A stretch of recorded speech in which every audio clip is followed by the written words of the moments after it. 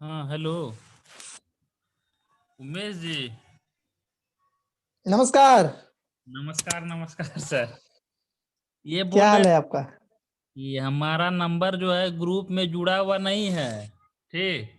हाँ और हाँ आपका नंबर भी हमारे पास है नहीं। आज तो मेरा क्लास छूटा, दो दो ठो गए थे डॉक्टर के यहाँ हाँ थोड़ा। हाँ। तो कैसे अच्छा मिलेगा? अच्छा। तो नंबर या तो मेरा ले लीजिए या तो अपना दे दीजिए, व्हाट्सएप पे आपको कर देंगे पर्सनल। अपना क्यों भैया व्हाट्सएप जी? वाला दीजिए। बोलिए। क्या भैया? आप अपना नंबर बोलिए। नंबर हम्म। 90 90 9 ट्रिपल फोर 90 444 3 33 56 56 डबल दो थ्री। चार। नहीं, डबल थ्री लिखे, एक मिनट, डबल थ्री लिखे हैं। हाँ, 33 लिखे हैं। हेलो, डबल थ्री के हाँ। बाद 656। अच्छा, 656 है। 90 हाँ हाँ ट्रिपल हाँ। Four double three six five hmm. Six हाँ हाँ। अच्छा, तो इस तो पे हम आप बात यही व्हाट्सअप कर देंगे तो। क्लास के हाँ बाद भैया जी। बात करेंगे फोन करके। हाँ हाँ, हम आपको व्हाट्सएप पे भेज देंगे। अच्छा, दोनों क्लास छूटा है आज? हाँ, दोनों दे देंगे भैया। अच्छा, सर का वो वीडियो कब अपलोड होता है? एक दिन जैसे बाद होता है। हाँ, तो पिछला बार का हो गया है सब? नहीं, हमारा सब हुआ, लेकिन वही 7 तारीख को शाम 1 बजे वाला नहीं मिला हमको। तो नहीं सॉरी, अपलोड हो 11 बजे। मैसेज नहीं 11 बजे आता? वाला नहीं मिला था। अपलोड वाला मैसेज नहीं आता? नहीं, वो नोटिफिकेशन आता है, लेकिन अब सर 2 दिन पढ़ाए थे तो आया था, वो वाला नहीं आया था। वो प्रतीक सर अच्छा बोले थे कि नहीं, हम अपलोड कर दिए, लेकिन हुआ नहीं, तो हम सोचे कि चले किसी से ले लेंगे। अच्छा अच्छा। वो खोजना पड़ेगा हम्म। यूट्यूब में ना? जैसे तभी। नोटिफिकेशन आप जैसे एक्टिवेट कर देंगे नोटिफिकेशन, तो जो सर वीडियो का डाउन मतलब अपलोड करेंगे तो आप यहाँ मतलब मैसेज आ जाएगा। एक दो का तो हम्म। दिखा था हमको। अब बाकी का नहीं दिखा था। ठीक है, हाँ तो वो चले जाइएगा। करते हैं क्लास के बाद आपसे बात कर लेते हैं, ये तो रिकॉर्ड भी हो। Okay sir, okay sir. ठीक सर, ठीक ठीक।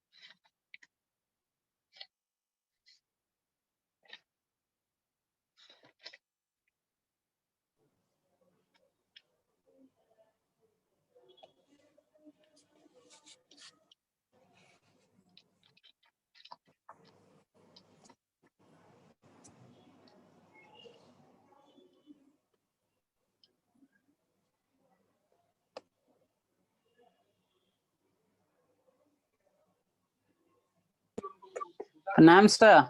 पूछो। प्रणाम सर। पूछो। प्रणाम सर। प्रणाम सर। पूछो। पूछो। गुरुजी प्रणाम। गुरुजी प्रणाम। पूछो। प्रणाम सर। पूछो। महेंद्र तुम्हारा सही था जो बना के भेजे हो। सर तुम जो बना के भेजे 1/ED जी रिजल्ट 1/ED आ गया था ना। आ तो गया था सर, लेकिन अब वो सही है कि नहीं देखिए। सही है सही है। ये प्रियंका प्रियंका जी सर। तुम जो बनाई थी ना जी तो सवाल सवाल जो है P माइनस क्या था P माइनस MR आईपी बटा बटा P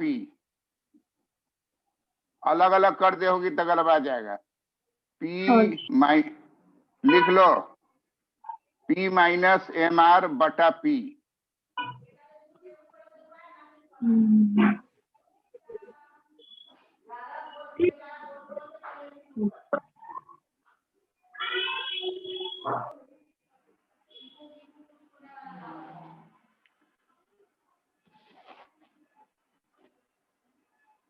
अब बन जाएगा। अब उसमें MR का मान डालो, बनाइए उसको। MR का मान डाल के निकालिए ना।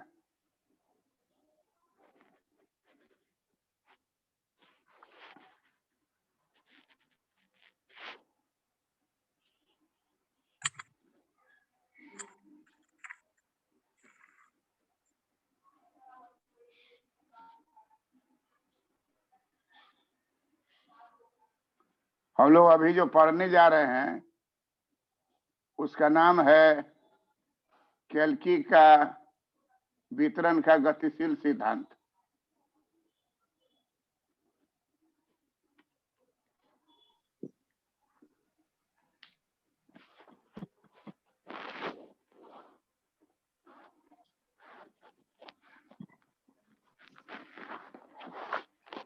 प्रणाम सर।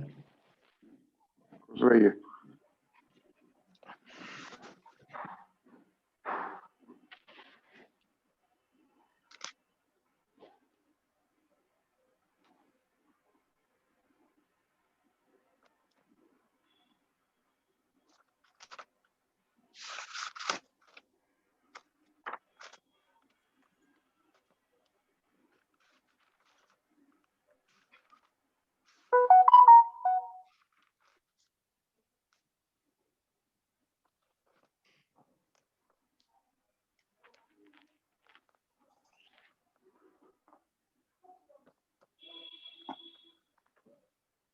कैल्की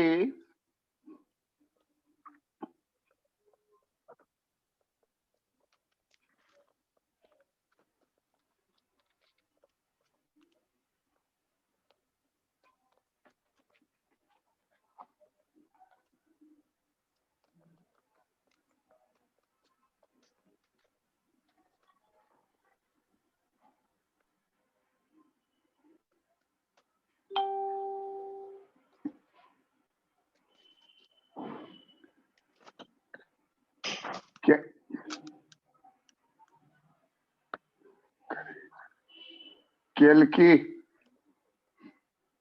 कैलेकी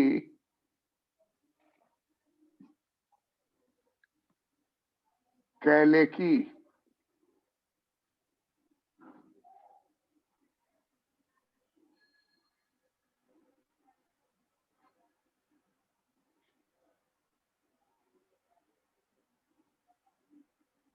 कैलेकी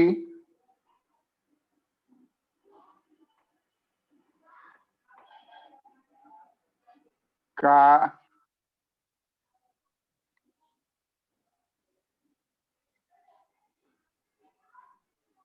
वितरण का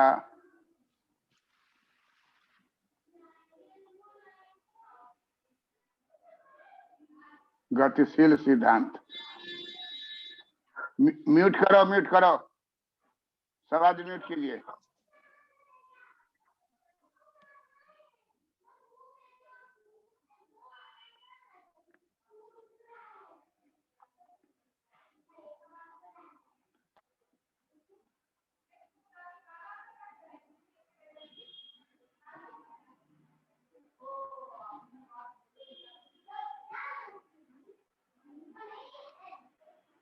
कैल्की का वितरण का गतिशील सिद्धांत।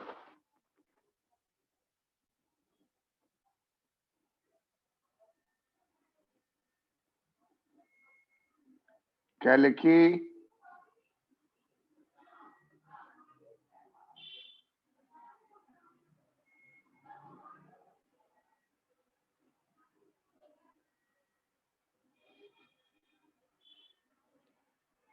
कैल्की के अनुसार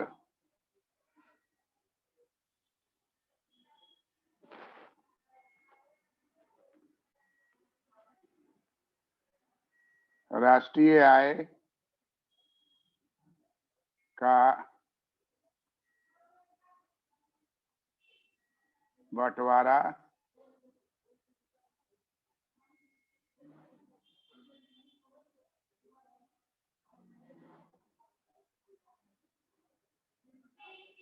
बंटवारा मजदूरी तथा लाभ के बीच होता है।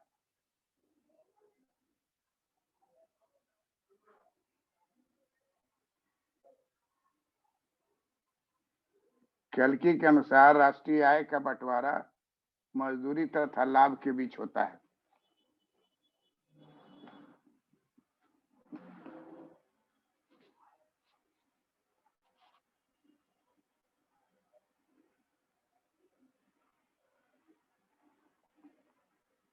लिख लिए? जी सर।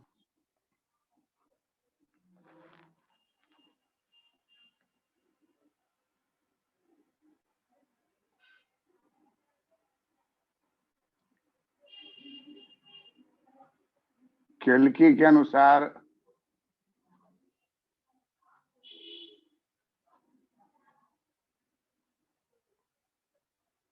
पूंजीवाद में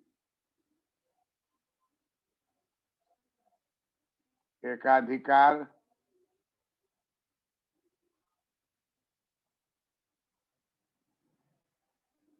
का जन्म होता है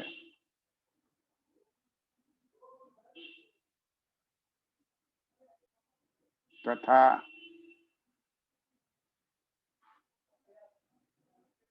degree of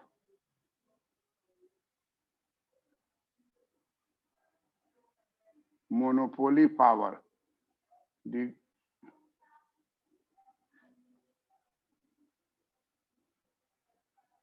degree of monopoly power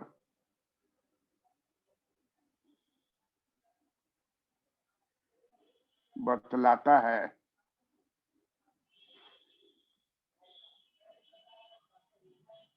कि राष्ट्रीय आय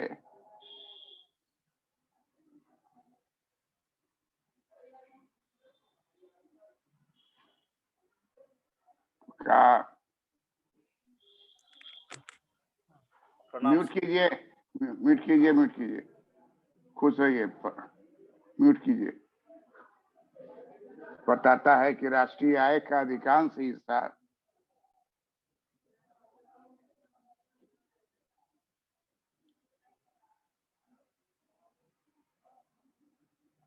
लाभ के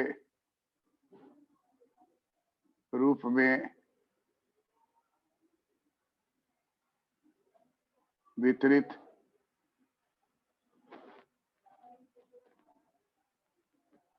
होता है।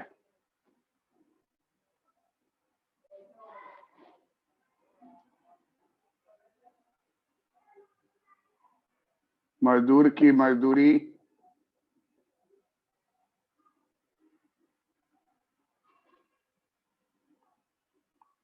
जीवन निर्वाह स्तर पर सदैव स्थिर रहती है।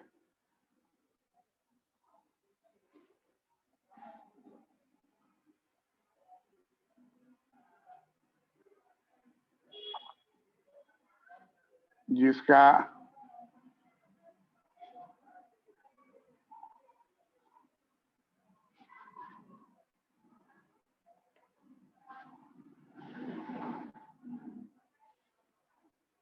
जिसका 100%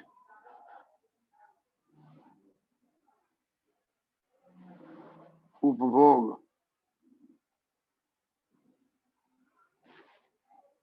CW पर व्यय किया जाता है।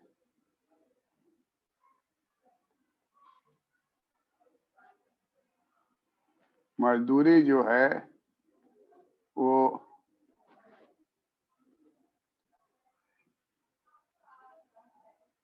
CW के बराबर है,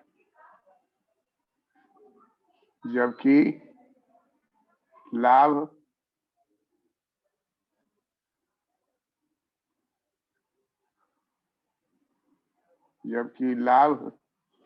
की मात्रा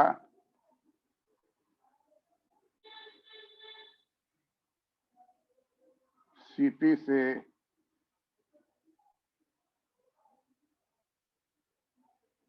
बहुत अधिक रहता है। P बराबर CP प्लस इन्वेस्टमेंट।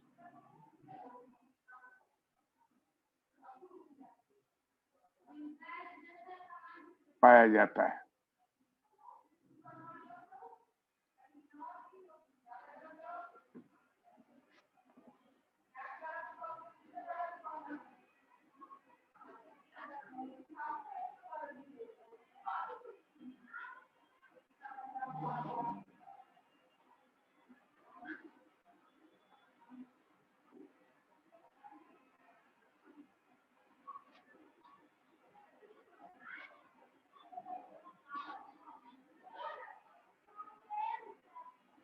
तो मजदूर को जो मिलता है वो उपभोग कर लेता है, लेकिन जो लाभ पूंजीपति को लाभ मिलता है वो उसके कंजम्पशन से बहुत ज्यादा होता है और उसी का वो विनियोग करता है, जिससे कि अर्थव्यवस्था में उत्पादन और रोजगार बढ़ता है।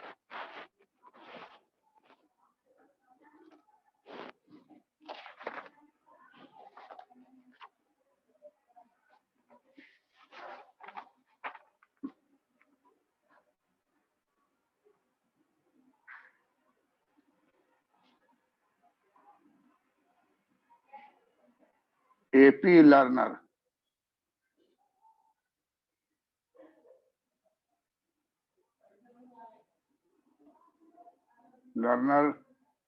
का सूचकांक, लर्नर का सूचक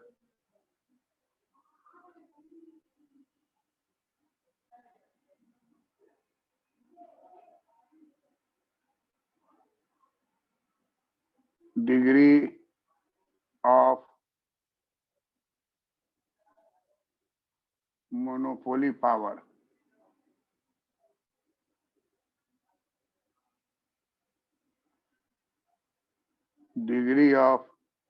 मोनोपोली पावर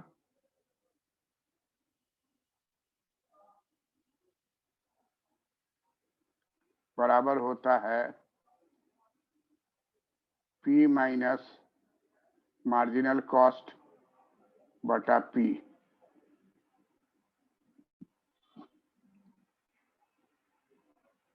पूंजीवाद में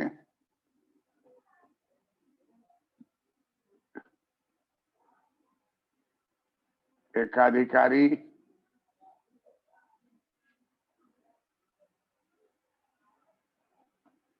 MC बराबर MR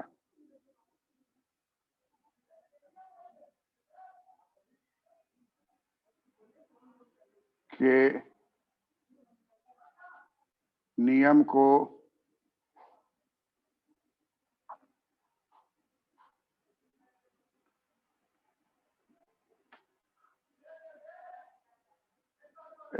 मोतीलाल, जी सर। इसका टाइटल हेडिंग क्या लिखे हैं? वो गतिशील के बारे में लिखवाए सर, गतिशील सिद्धांत वितरण का ना, ना, गतिशील हेडिंग एग्जैक्ट हेडिंग पढ़ो ना, क्या लिखे हैं? कैल्की का वितरण का वितरण का गतिशील सिद्धांत। हाँ, ठीक। तो ये कहा कि ये नियम का पालन पूंजीवाद में एकाधिकारी MC बराबर MR नियम का पालन करेगा, तो उसका जो पावर है वो DMP degree of monopoly power हो जाएगा P माइनस MR, क्योंकि MC बराबर MR होता है, P minus MR by P।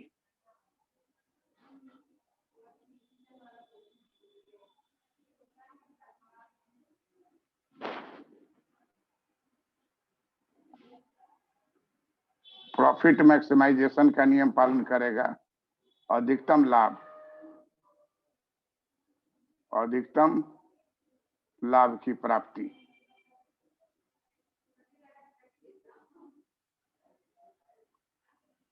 अधिकतम लाभ की प्राप्ति।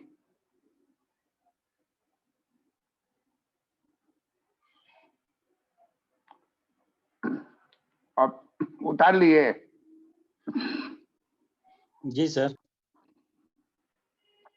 अब एक जी नियम सर। है, रॉबिन्सन का नियम दिया हुआ है इकोनॉमिक्स में कि MR जो होता है इनफैक्ट बराबर होता है P1 minus 1 by elasticity of price, और तब डिग्री ऑफ मोनोपोली पावर बराबर हो जाएगा P माइनस MR को हटा के उसकी जगह पर लिख देंगे P1 माइनस 1 बाई EP बटा P। अब इसको हल कीजिए तो कितना आता है?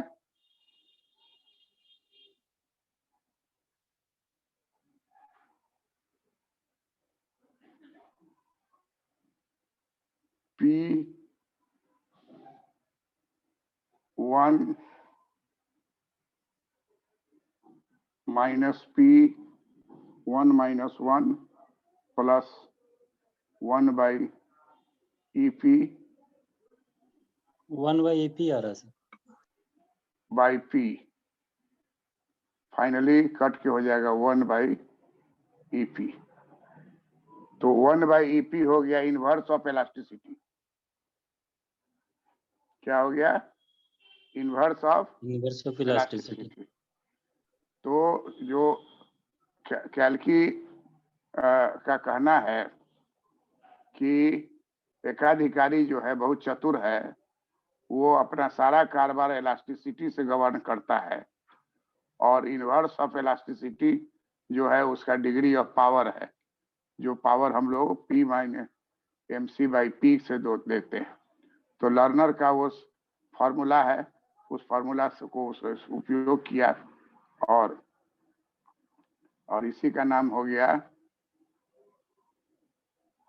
डिग्री ऑफ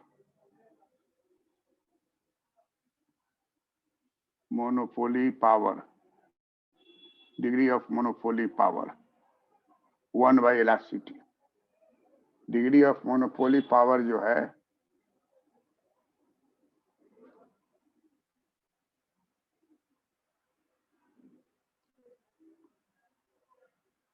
एक्चुअली ये किस चीज को बताता है? इनवर्स ऑफ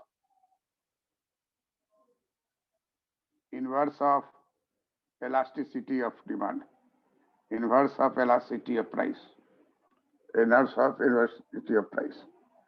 तो इस तरीके से हम लोग उतार लिएगा तो बोलिएगा उतर गया।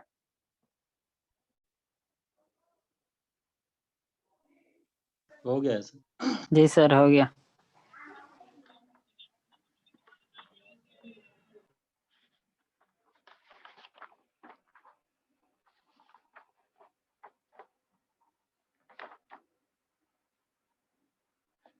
हो गया।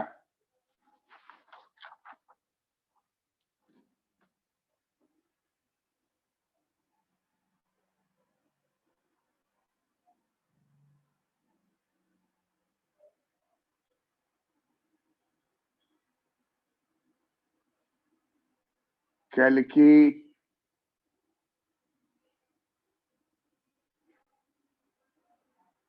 ने वितरण का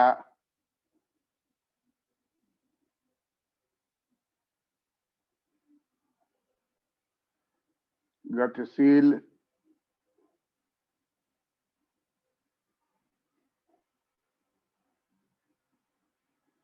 सिद्धांत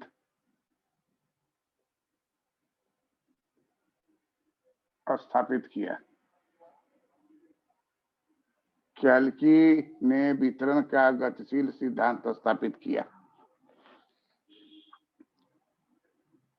ई टाइम को आधार बनाकर मांग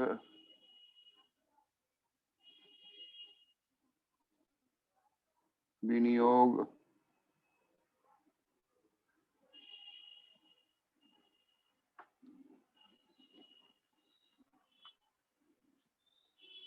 आय का विश्लेषण किया।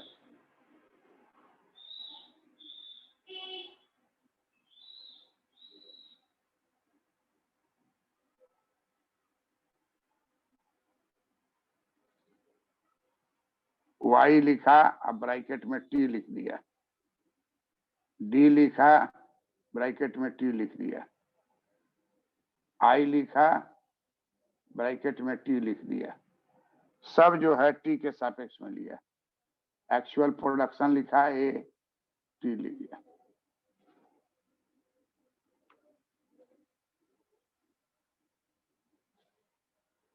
K लिखा, ब्रैकेट में T लिख दिया। तो इसीलिए इसको कहा गया डायनेमिक। डायनेमिक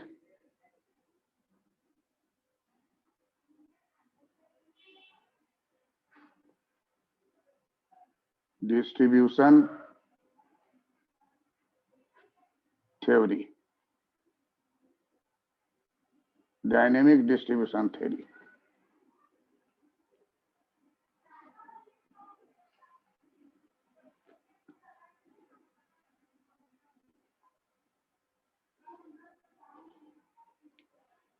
लिख लिए? Yes sir. विश्लेषण किया। पढ़िए तो जरा इस बोर्ड को मोतीलाल। कैल्की ने वितरण का गतिशील सिद्धांत स्थापित किया, जिसमें टाइम को आधार बनाकर मांग, विनियोग, आय का विश्लेषण किया है। डायनेमिक डिस्ट्रीब्यूशन ऑफ थ्योरी के अंतर्गत Y सबस्क्रिप्ट में T, D सबस्क्रिप्ट में T, I सबस्क्रिप्ट में T, A सबस्क्रिप्ट में T और K सबस्क्रिप्ट में T। इसी वजह से इस सिद्धांत को डायनेमिक डिस्ट्रीब्यूशन थ्योरी कहा जाता है। सब लोग उतार लिए? जी सर। हाँ sir.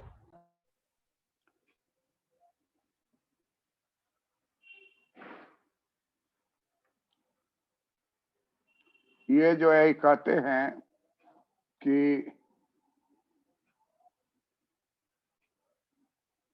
Dynamic movement of economic system.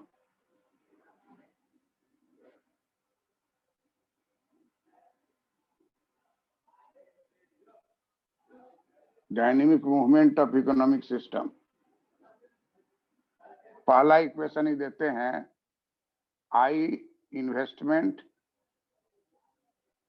Subscript में है T plus G।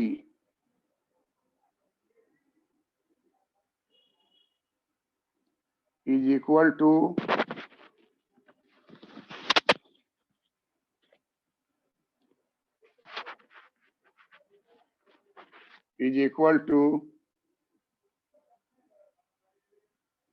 dt.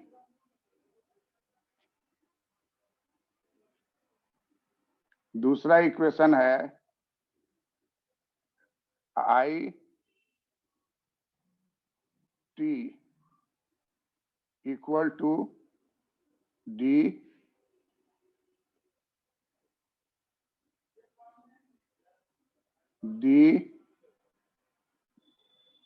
t minus g. तीसरा इक्वेशन है a t is equal to w t by q.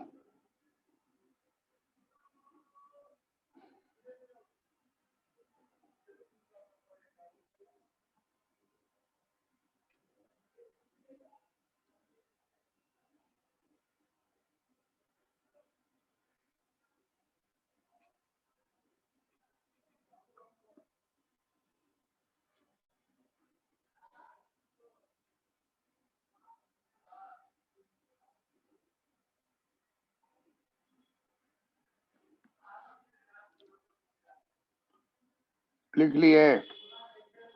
Ji sir. जी sir.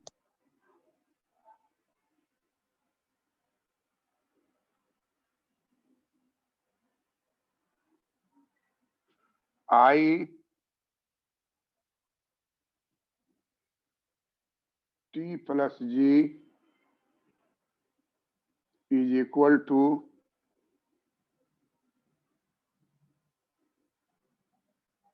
dk t plus g by dt. 4 गो हुआ था ना उधर equation? 3 गो हुआ था? 3 गो हुआ था। 3 गो sir.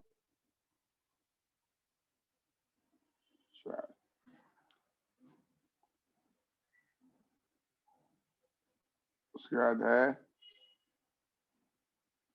a t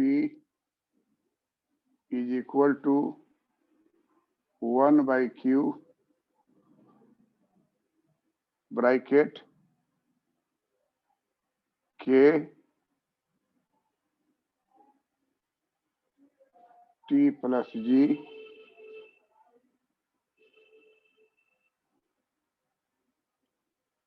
bracket close, upper bound t, lower t minus q.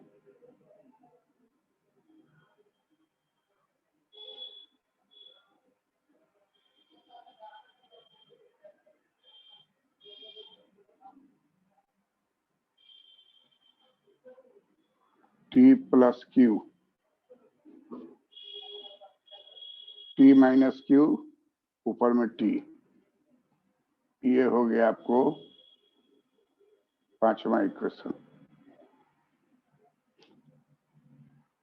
6ठा equation है a t is equal to 1 by q k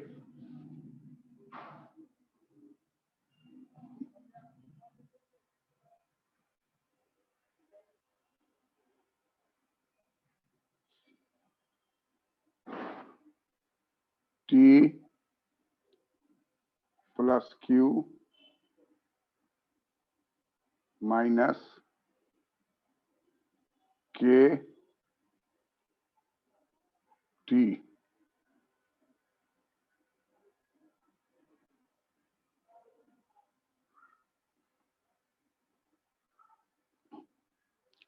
अब AT का मतलब क्या होता है? इन्वेस्टमेंट पर time period.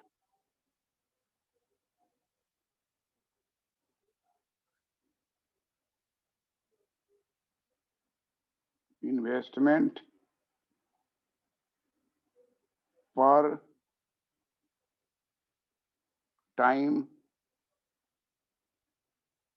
Period equal to average change in capital.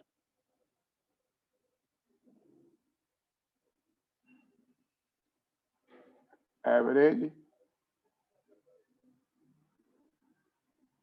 Change in capital.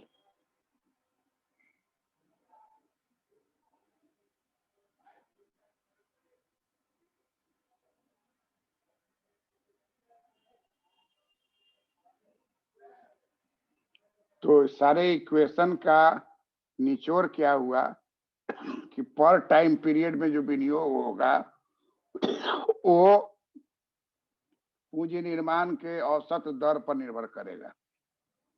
पूंजी निर्माण के औसत दर पर निर्भर करेगा। इन्होंने चूंकि मैथमेटिशियन भी थे तो मिक्स्ड डिफरेंस और डिफरेंशियल इक्वेशन का प्रयोग किया और प्रयोग करके इन्होंने पूंजी निर्माण दर का और विनियोग पर टाइम पीरियड का निष्कर्ष निकाला। लिख लीजिए।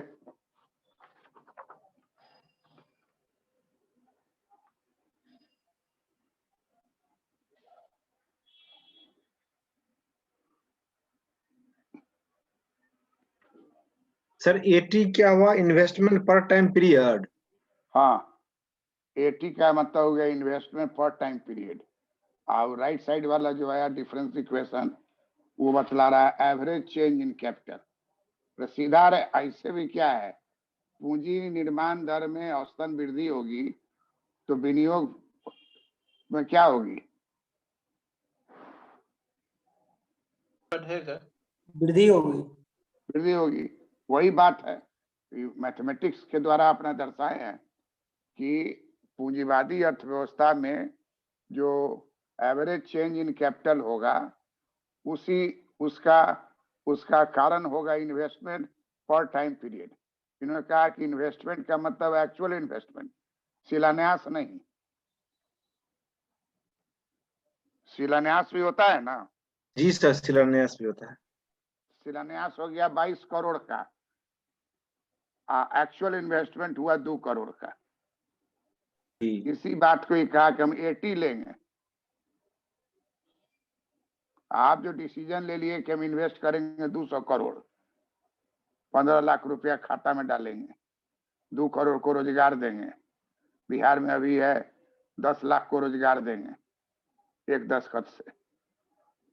तो इतना लचीला अर्थव्यवस्था बनने जा रहा है कि सबको रोजगार हो जाएगा, पूर्ण रोजगार की प्राप्ति होगी। तो ये कल्पना करना बुरी बात नहीं है, होगा कि नहीं होगा वो तो बात की बात है। जी सर। लेकिन कल्पना में कितना अच्छा लगता है, एक दस्तखत हुआ और 10 लाख को रोजगार, और दूसरा दस्तखत होगा तब कितना लाख हो जाएगा? 50 लाख। 19। ना वही रेट पुराना ही रखो। तो रेट पुराना ही रहेगा तब कितना हो जाएगा? 20 लाख हो जाएगा सर। पहला से 10 लाख और दूसरा 10 लाख से, तब तो इससे लचीला और क्या हो सकता है? हम लोग सुनहले भविष्य की ओर जा रहे हैं, लचीली अर्थव्यवस्था। अब क्या होता है एक्चुअल में नहीं, लेकिन कल्पना में तो हम कर ही सकते हैं ना। तो काल्पनिक अर्थव्यवस्था जो होता है वो सुनहरा होता है। पूंजीवाद के अंतर्गत जो है एक्चुअल क्या है आपका डीटी की डिमांड हो रहा है, लेकिन एक्चुअल में आपका इन्वेस्टमेंट पर टाइम पीरियड ये महत्वपूर्ण है, और एवरेज चेंज इन कैपिटल महत्वपूर्ण है। कैपिटल में तुरंत थोड़ा चेंज हुआ, बाद में मंद हो गया, तो इससे भी आपकी अर्थव्यवस्था के कुल आय पर प्रभाव पड़ेगा। अब वितरण जो होना है वो मजदूर को तो केवल जीवन निर्वाह का ही मिलेगा, है ना? तो इसलिए हम लोग सभी जानते हैं। अब लिख लीजिए कि डीटी का मतलब क्या हुआ। डीटी का मतलब हुआ विनियोग निर्णय।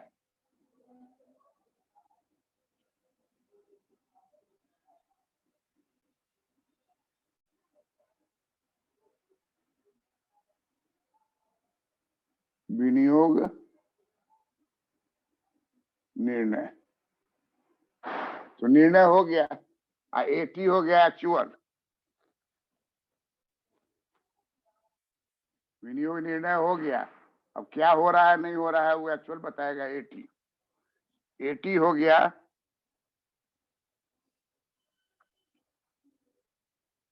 Average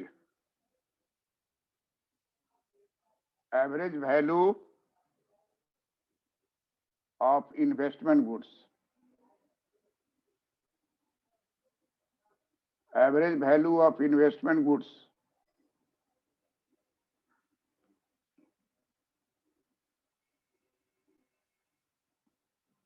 per unit of time. Per unit of time. Eighty हो गया average value of investment per unit of time, ये एक्चुअल हो गया।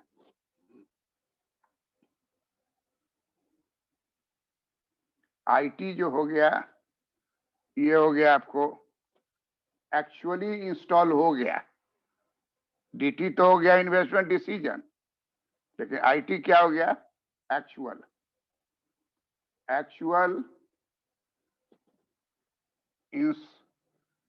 इंस्टॉलेशन।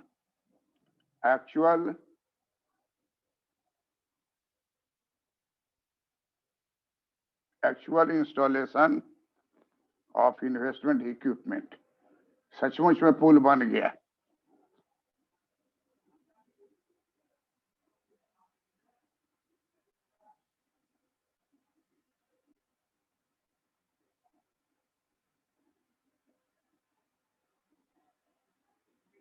सचमुच में installation of investment equipment.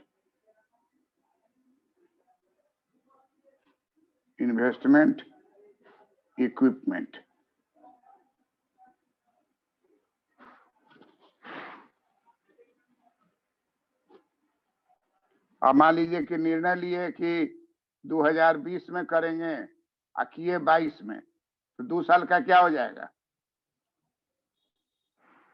Gap हो जाएगा। गैप हो गया सर, लैगिंग हो जाएगा। तो उसी को क्यू से नापा है। कहा है कि क्यू जो है वो बताएगा fix time interval. Fix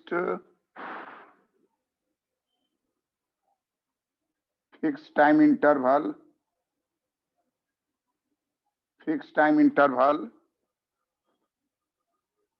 required। Fixed time interval required between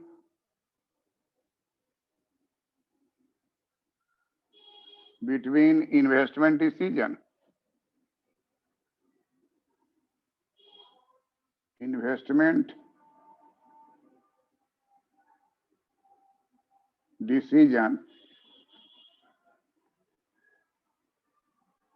and installation।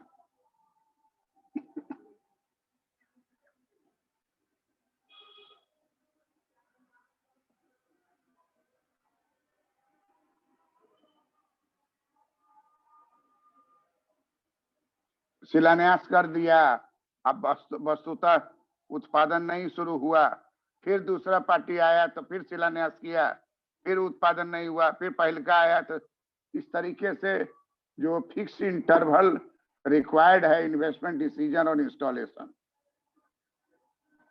अब कैल्की जो है, कैल्की का जितना इक्वेशन है उसको हमारे यहाँ का जो भी स्टूडेंट है वो अकेले में इसको 10 बार प्रैक्टिस करता है। सुंदर से नीचे टी सबस्क्रिप्ट लिखने का हाथ बैठाता है और 10 बार प्रैक्टिस करता है, गिनता है 1 बार, रिजल्ट निकलता है, अच्छा नंबर उठाता है कि वो सुंदर हैंडराइटिंग से लिखा। कुछ जो होता है देखा छोड़ दिया तो उससे वो केवल हो गया डिसीजन कि पढ़ेंगे करेंगे कि ये पढ़ेंगे करेंगे क्या। आप किताब जितना भी उपलब्ध बाजार में है उलट के खोज लीजिए, आपको जितना बता रहे हैं ये सब कैल्की की किताब छोड़ के दूसरा में मिलेगा ही नहीं। कॉपीराइट है, कोई नहीं इसका उपयोग कर सकता है। केवल स्टूडेंट कर सकता है, टीचर कर सकता है। तो इसलिए आपको ओरिजिनल चीज है, केवल आपको 3-4-5 बार रीराइट करना है, टर्मिनोलॉजी को समझ लेना है कि हर हालत में जो डिसीजन आप लिए हैं, इन्वेस्टमेंट डिसीजन, उसी से देश नहीं चलेगा। देश चलेगा इंस्टॉलेशन से, और दोनों के बीच में अगर अंतराल शून्य है, लिटिल है, नगण्य है, तो देश विकास के रास्ते पर तेजी से चल रहे। देश को विकास के रास्ते पर तेजी से ले जाने का काम करने वाला जो है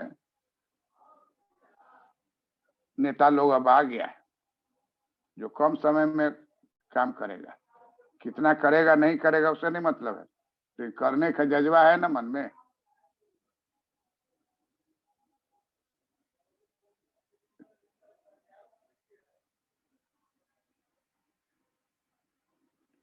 अब क्या होता है देखते रहिए। लेकिन इन्वेस्टमेंट डिसीजन और इंस्टॉलेशन दोनों बात महत्वपूर्ण है।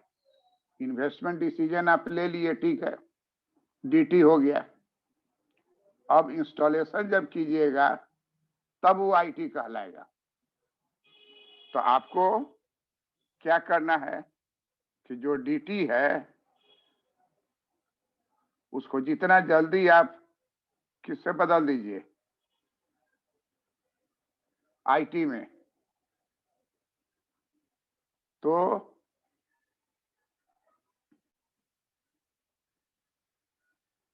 उत्पादन, रोजगार में वृद्धि होगी।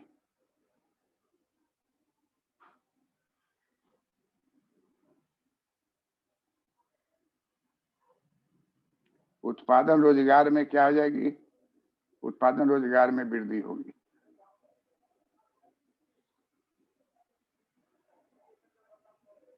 डीटी जो है वो विनियोग निर्णय है, आईटी जो है सो एक्चुअल इंस्टॉलेशन है। मोतीलाल इस पेज को पढ़िए तो। यहाँ पे डीटी विनियोग निर्णय को दर्शाता है।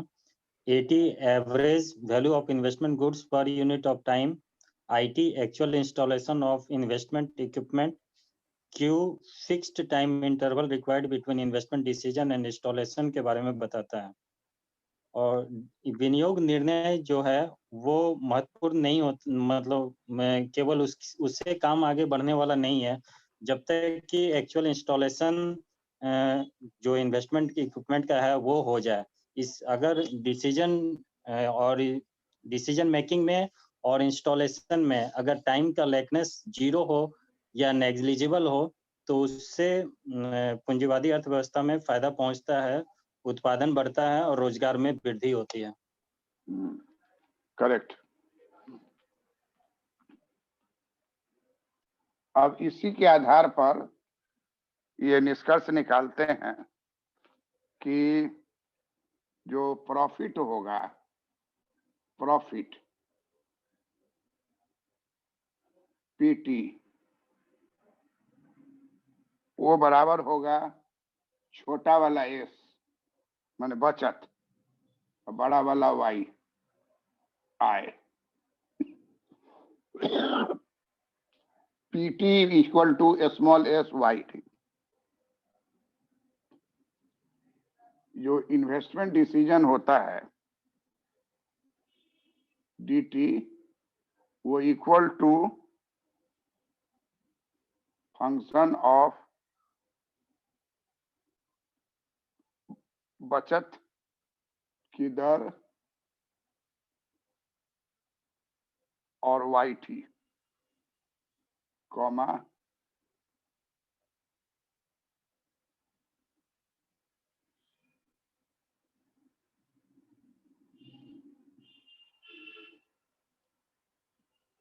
केटी।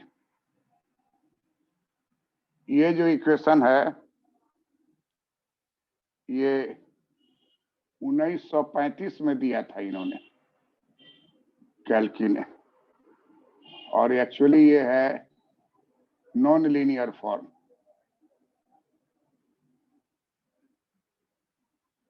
नॉन लीनियर फॉर्म में दिया है।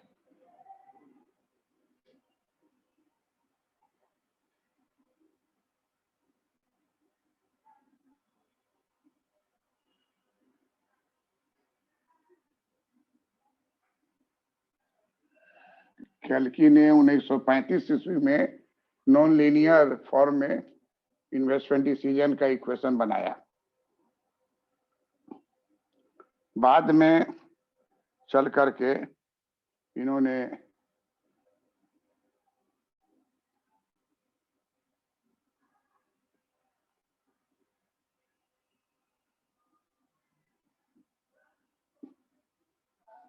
dt is equal to a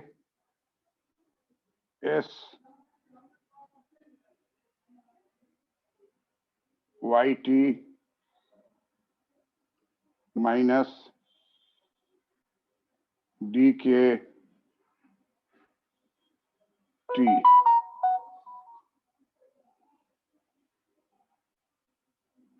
where s a s greater than 0, positive constant, positive है। और ये जो है ये बाद में चलकर इन्होंने जो दिया इसका नाम हो गया लीनियर फॉर्म।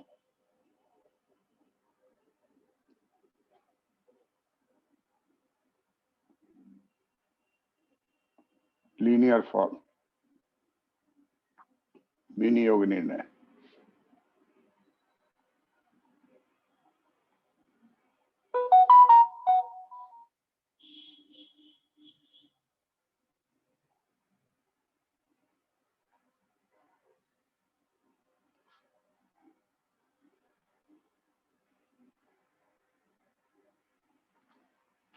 ये सर कांस्टेंट है यहाँ पे क्या, स्मॉल ए? ए और एस कांस्टेंट है, पॉजिटिव कांस्टेंट है, positive constant.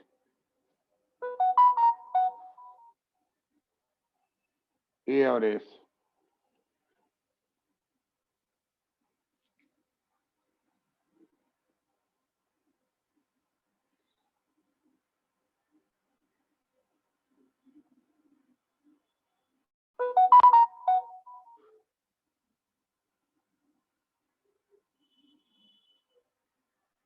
where A is greater than 0, S is constant. S is greater than 0, positive constant.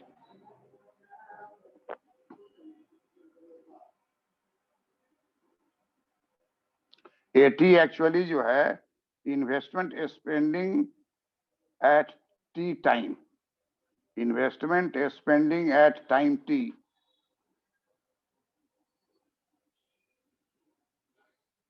इनका कहना है कैल्की का डिसीजन टू इन्वेस्ट जो है वो पॉजिटिवली जो है वो लाभ पर निर्भर करता है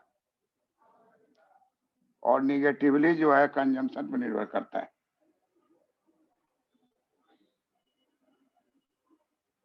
उतर गया ये पेज जो है। जी सर। जी सर। जी सर। हाँ। अब देखिए फाइनल, अब कंक्लूजन पर हम लोग पहुंच रहे हैं। कह रहा है नंबर 1 कि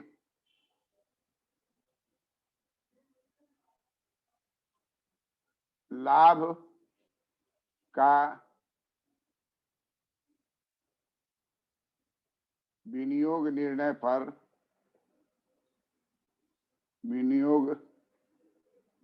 पर धनात्मक प्रभाव पड़ता है।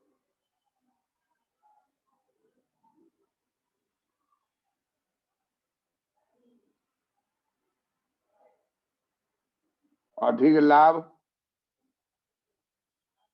अधिक विनियोग निर्णय।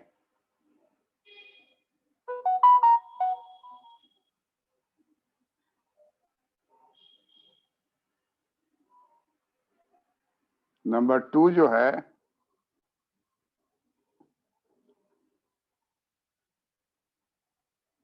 80 जो है, 80 is the investment spending, investment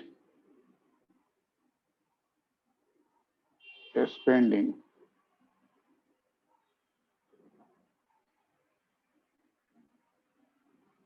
at time T. तीसरा जो है स्मॉल एस जो है, ये मार्जिनल प्रोपेंसिटी टू सेव है। स्मॉल एस इज बहुत बात केन्स से मिलता जुलता है, क्योंकि केन्स के पहले ही सब लिखा था, लेकिन इसका चला कुछ नहीं, दब गया, क्योंकि पॉलिश लैंग्वेज में था। S is marginal propensity to save.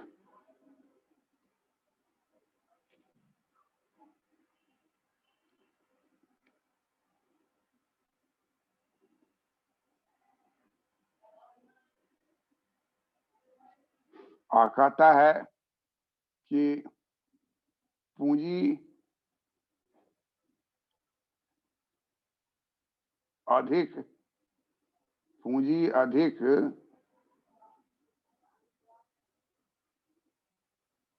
लगने पर विनियोग कम होगा, विनियोग कम होगा। और बहुत पूंजी लग रहा है तो पूंजीपति जो है वो भागेगा, पूंजी अधिक लगने पर विनियोग कम होगा। इन्वेस्टमेंट डिसीजन जो है निगेटिवली निर्भर करता है कैपिटल पर।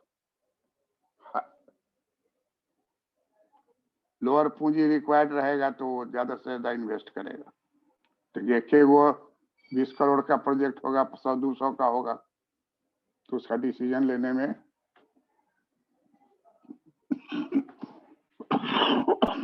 अधिक लाभ, अधिक विनियोग निर्णय।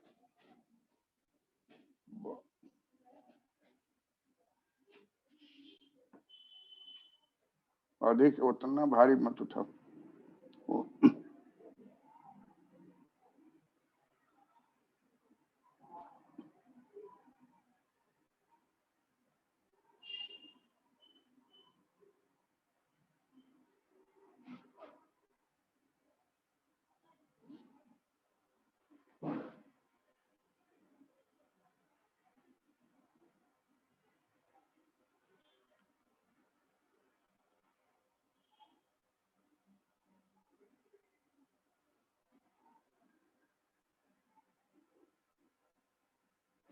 इस प्रकार हम लोग इस निष्कर्ष पर पहुंचते हैं कि कैल्की का बहुत ही साइंटिफिक ढंग से वर्णन किया है, और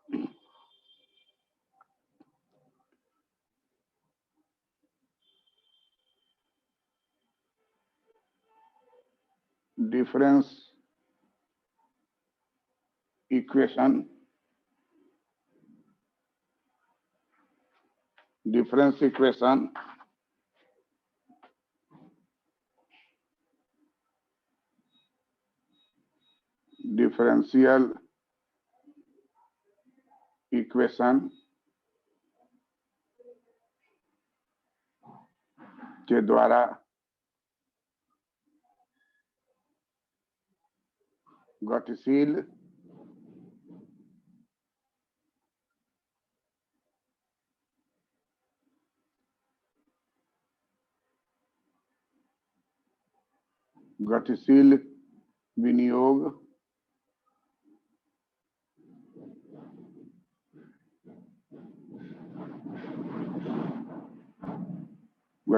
विनियोग निर्णय को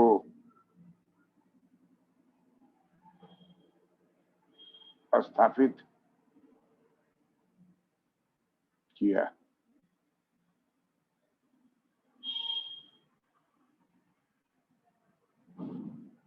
और ये मजदूरी है,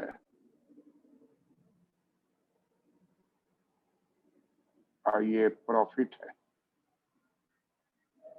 और ये जो है प्रॉफिट प्लस मजदूरी है।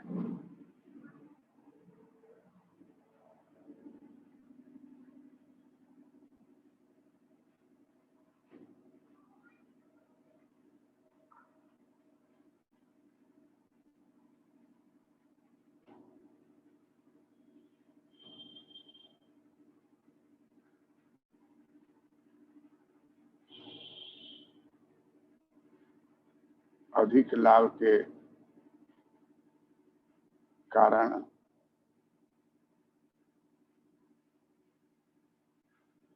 अधिक उत्पादन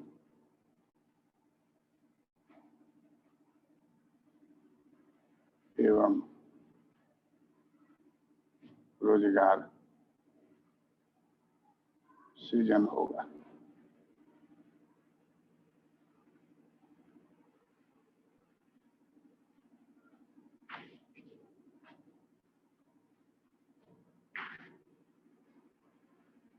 कल की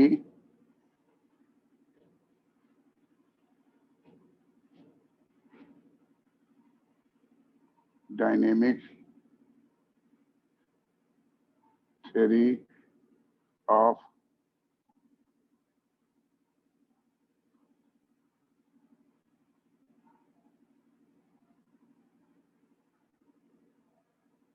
डिस्ट्रीब्यूशन, कल की डायनेमिक थ्योरी ऑफ डिस्ट्रीब्यूशन के नाम से प्रचलित हुआ।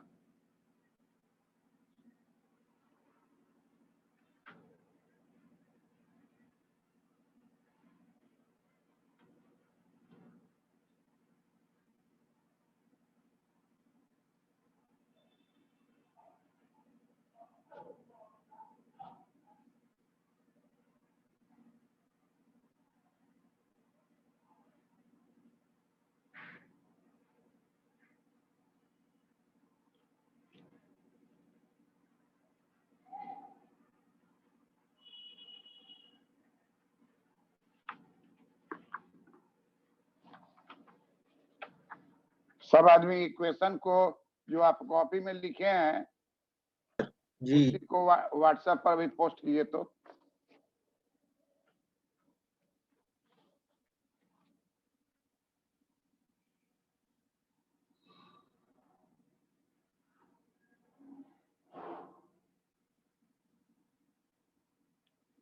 केवल जस्ट जो अगर आप लिखे हुए हैं उतार के दोबारा नहीं लिखना चाहते हैं, वैसे हम चाहते हैं कि एक जगह सब इक्वेशन खाली उतार के हमको भेज दीजिए, तो देखें कि कैसे आप लिखे हैं। सब स्क्रिप्ट जो है नीचे में देना है, सब स्क्रिप्ट नीचे देना है, उसका साइज छोटा होगा, तो इस बात को ध्यान रखना है लिखते समय में।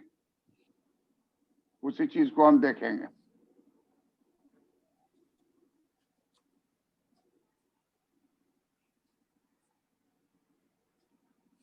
Thank you for giving patience. प्रणाम सर। प्रणाम सर। कौन जी, प्रणाम नहीं प्रणाम। कर रहा है? सब प्रणाम प्रणाम सर। किए ना? प्रणाम सर। हाँ, खुश रहिए, खुश रहिए। गुरुजी प्रणाम।